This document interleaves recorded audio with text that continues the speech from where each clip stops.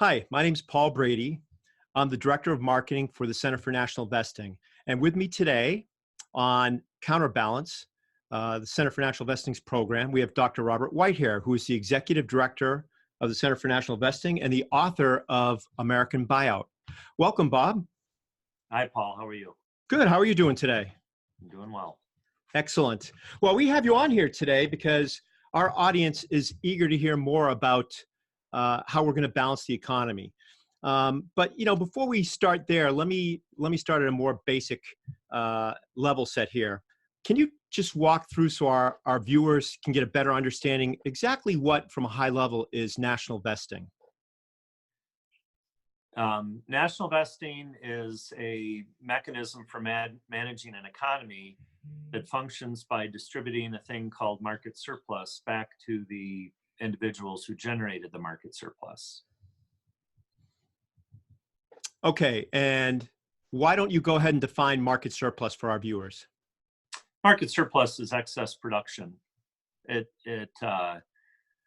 basically goods and services that are produced but not consumed that don't get aggregated into the government's estimate of GNP. So it's waste. It's just stuff that's wasted. Food. So, for instance, dairy farmers dumping milk. Right. Nike throwing away shirts. Burning them. Yep. Burning them. Sure. Yep. Market surplus. Okay. Now I know that the program for the national vesting program itself is based on what economists call quantitative easing. Just to avoid confusion, can you walk through and explain to our viewers the difference between, quantitative easing and national vesting, which is based on quantitative easing? Yeah, national vesting is, we bring up quantitative easing because as a means to explain national vesting, but national vesting is actually quite different from quantitative easing. In quantitative easing, the government issues debt, so the Treasury Department issues debt to collect money, and then the Fed, the central bank, buys that debt on the open market or through an exchange window and removes the debt from the market. So basically, the government is just generating cash, just printing money. The problem with quantitative easing, or at least one of there's several big problems with quantitative easing. The first is that the money that is raised goes to the government, and that's in general a bad idea. The second problem is no one knows how to manage quantitative easing. No one knows if a certain amount of quantitative easing is too much or too little. In contrast with national vesting, the money, the actual cash, goes to individuals, people who are actually working and producing the market surplus.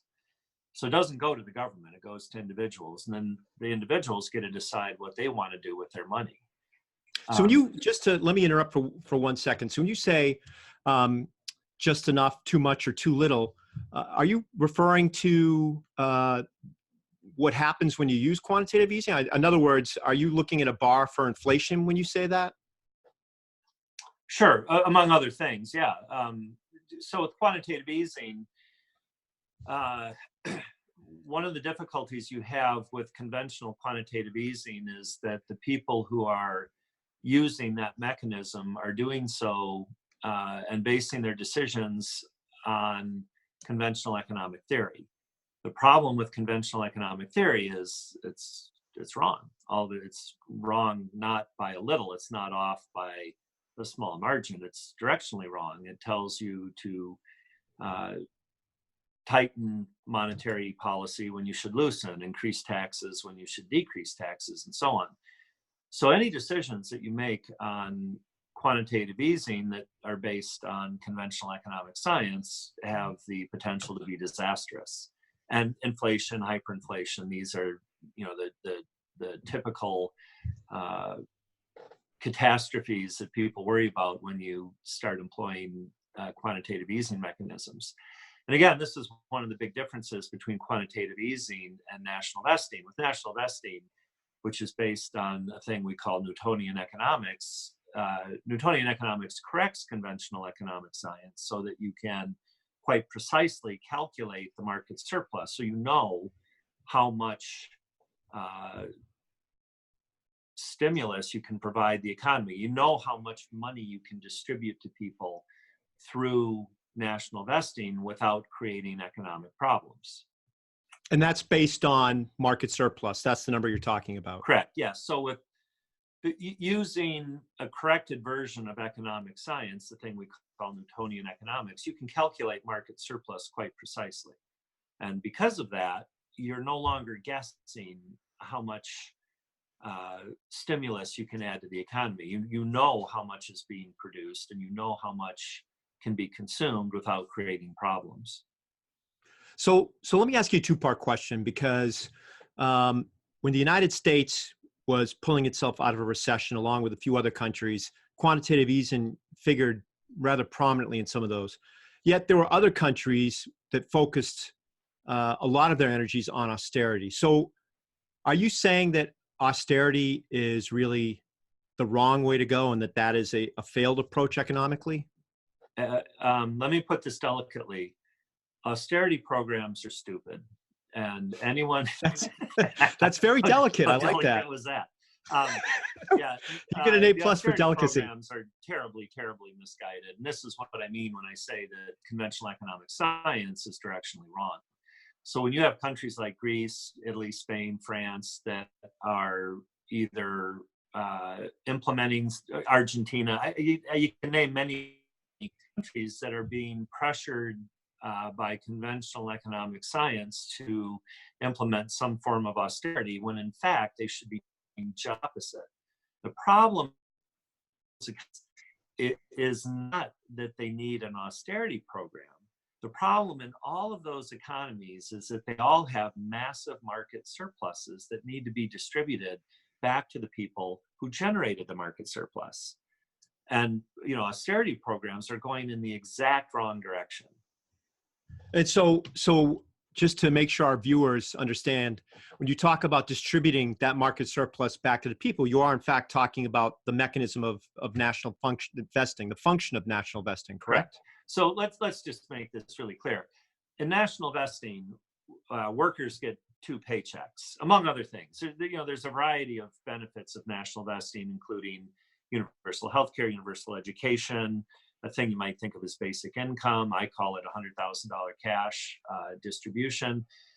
But the biggest issue is a livable wage. You want, in a modern economy, we produce so much goods and services that you want to make sure that everyone has a livable wage. We can afford to give everyone a livable wage without taxing people. We simply have to distribute the market surplus, the excess production, the waste. If we take the waste, monetize it at a central bank, that is, turn it into money, and then distribute the money directly to the people who produce the market surplus. So in effect, wages, you'll be paid a regular wage from your employer, whatever it is.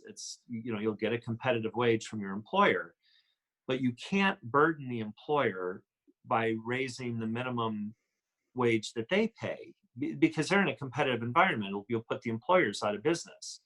Instead, what we do with national vesting is we supplement the wage of the worker with an additional payment out of the market surplus. And we can calculate that quite precisely. So we can look at anyone in an economy, we can look at their vesting level, and we can easily determine what the distribution of market surplus should be to that individual. Yeah, and if my memory serves correctly, in the book American Buyout, you actually walk through several examples, several segments of the economy, market segments of the economy, where you provide examples of measuring market surplus. Yes, yeah, and the nice thing about Newtonian economics is that it provides a level of precision and scientific robustness that previous economic theories have failed to provide. And as a consequence, Newtonian economics is actually useful in the sense that you can use it to build managerial mechanisms that actually solve problems, that actually fix problems. They don't just make them worse. So, and I don't, given the what we're talking about today, we really don't have time to go into a lot of detail on Newtonian economics, but what I will say is that you go through a very explicit set of detail in the book American Buyout, where you talk about the 3 laws of Newtonian economics and how they work, and how Newtonian economics, along with national vesting, really help avoid the boom or bust economy. So I'm going to refer our viewers to that, but other than slightly generalized terms. But I also want to revisit the second part of my original question. I didn't want you to get off scot-free, because I know we've been talking about, it's a 2-part question. So the second part of that question is something I know some of our viewers will be thinking about, and it's the dreaded S word. So I'll just say it now. We've been asked a number of times. And so when you talk about these types of funding, these types of programs at the amount of money we're talking about, isn't that really socialism? No, it's the exact opposite of socialism. So the best way, the best definition of socialism is when the government controls the wealth of the nation. And you'll read different books and Wikipedia. Everyone has a slightly different variation on that theme. So in some books, you might read that socialism is defined as when the government owns the means of production, or the government controls all the money in the distribution of income. So the simplest way and the most accurate way to describe socialism is when the government controls the wealth of the country. National vesting is the exact opposite of that. National vesting distributes the wealth directly to people, directly to individuals, so that they can decide what they want to spend their money on. And you've given me a little bit of a soapbox here, and I'm going to restrain myself, but restrain yourself. Socialism in general is a very, very bad thing. It just inevitably leads to corruption. It's just a bad thing. Different people refer to socialism in different ways that aren't always accurate either. I get you. So avoiding that rat hole, let's dig in a little bit deeper with national vesting. So I'd like to ask you, why will national vesting help stimulate our economy? The whole notion of stimulating an economy is really an anachronism. We're entering an age where production is in effect infinite.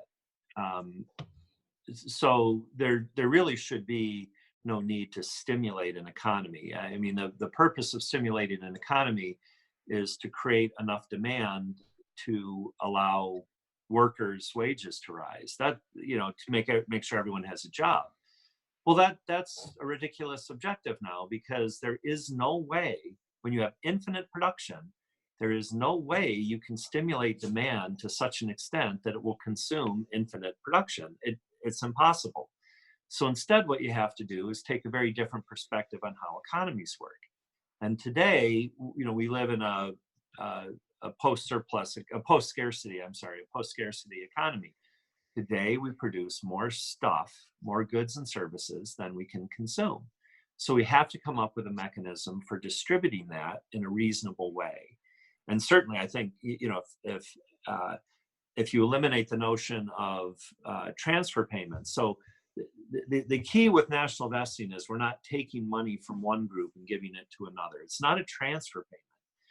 We're taking a big pile of excess, a big pile of waste, a big pile of production that is just going unconsumed. And we're distributing that in a reasonable way. That's what national vesting is about. Ultimately. And if I could interrupt just for 1 sec. So just to tie it back for our viewers. So, and we alluded to this earlier, there's a value assigned to that when we talk about different market segments, but overall market surplus has a value. And I think you estimated that value at $7.5 trillion. Well, the market surplus of the United States economy is closer to 20 trillion per year. And the number 7.5 trillion is used just to be more conservative. And I try to say the word reasonable as much as possible. Think of $7.5 trillion as a starting point. And for that amount of money, you can provide livable wages, universal health care, universal education. You can eliminate debt. You can attack and probably solve problems like climate change or environmental protection. There are a lot of, there's trillions left over where you can go after other problems and solve other problems without creating any economic stress of any kind. No inflation, no hyperinflation of any kind, starting at 7.5 trillion. Now we can work from there. So here I'm claiming that there's another 7 to 10 trillion dollars we have to work with. So over time, we can look at this and we can say, hey, this guy's right, this works. Let's bump up the livable wage even further. And actually what we're going to find is that in a fairly short period of time, every citizen of the United States will be affluent, without exception. So just to be clear here, I want to be very clear about this. So you're saying that the funding of all these programs will not only not cause hyperinflation, it won't cause any Correct. inflation at all. Is that It'll what you're saying? And it's because of market surplus? When you see inflation in the economy today, that inflation has been manufactured by the government because they want to use monetary policy to stimulate the economy. And they fabricate inflation because monetary policy won't work unless there's inflation. When we implement national vesting, what you're going to see is a trend toward deflation, systemic deflation. Now that frightens conventional economic scientists because that's usually associated with a recession or a depression or a collapsing economy. But in national vesting, it's not a problem. The prices of things will go down because production will skyrocket. But because of national vesting, everyone will still have a livable wage. So you'll just get more and more affluent. As prices decrease, you'll just be able to buy more and more stuff. So you're, and I'm not an economist, so forgive me for saying this, but part of what you're really describing is, at least from what I understand in economic terms, is the fountain effect. Well, yeah, the fountain effect is slightly different. And this is a phenomenon described by John Maynard Keynes, but many economists have worked on this. And the basic idea is that if you raise wages at the lowest level of an economy, you get a fountain effect, because at the lowest level of the economy, people will spend, if you increase their salary by $1, they tend to spend 120% of that or more. As a result, that money trickles up. It doesn't really trickle, it fountains, it flows up very strongly, so that when you provide additional money at the bottom end of an economy, the wealthy get wealthier. They make a lot of money. Trickle down is absurd. Trickle down is just a ridiculous nonsense that people use to rationalize why you're giving tax benefits to rich people rather than poor people. It's stupid. There's no such thing as trickle down effect. That's proven in all the data. There's no such thing as trickle down. Economies fountain up. People at the lowest end of the economy spend more money for each new dollar they receive than do people at the top of the economy. This is a well-established fact. So let me circle back a little bit here and ask you, in starting what we're doing, what in your mind, as executive director of the Center for National Investing, what is your number one goal to start this effort? Operationally, the goals of the consortium, the American Buyout Consortium, and the Center for National Investing is livable wage. Livable wage is the most important thing. People need to be able to eat. They need to be able to have safe housing, clothing, and so forth. We've layered in universal healthcare and universal education simply because it's more efficient to do it at a national level than it is to do it through individual efforts, through individual mechanisms. So we really view livable wage, universal healthcare, and universal education as a package of basic rights for every citizen of the United States. So operationally, that's what we're trying to achieve. Now to realize that, we're trying to get 10 million people to join the American Buyout Consortium and to start educating the entire nation about how this can work. So just so our viewers understand what we're saying here, we're basically saying that the consortium is a massive grassroots organization. And as Dr. Whitehair just said, that's how we're going to bring attention to these issues that are very important to everyone in our economy right now. Climate change does not discriminate against the rich or the poor. The flooding's going to happen if there's flooding and issues like that. So a lot of what you're talking about, the mechanism to bring that would be the consortium, which is our grassroots organizing efforts. You alluded to a very important point, and that is nonpartisan. The problems we're trying to solve here don't divide themselves along party lines or any social strata. These are issues that we all face. With automation, with the new technology that's being introduced today, 95% of Americans will not earn a livable wage by the year 2030. Technology is advancing that fast, and job displacement is occurring with such rapidity across the entire economy. There will be very few jobs that pay a livable wage by 2030. It's already 40% to 50% of Americans can't afford the basics to live. They can't afford food and housing. They can't afford education. They can't afford healthcare. And, you know, for a small number, the economy is working great, but that's because they haven't been displaced by technology yet, but they will. The vast majority of Americans will be displaced by technology within the next 10 years. So the problem that we're trying to solve here is nonpartisan. We're trying to provide a mechanism to manage an economy in a post-scarcity world where we have more production than we can consume.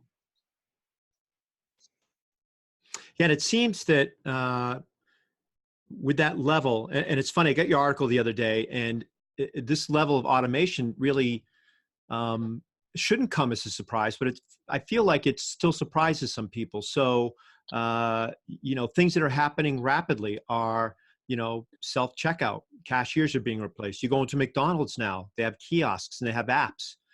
They don't need cashiers.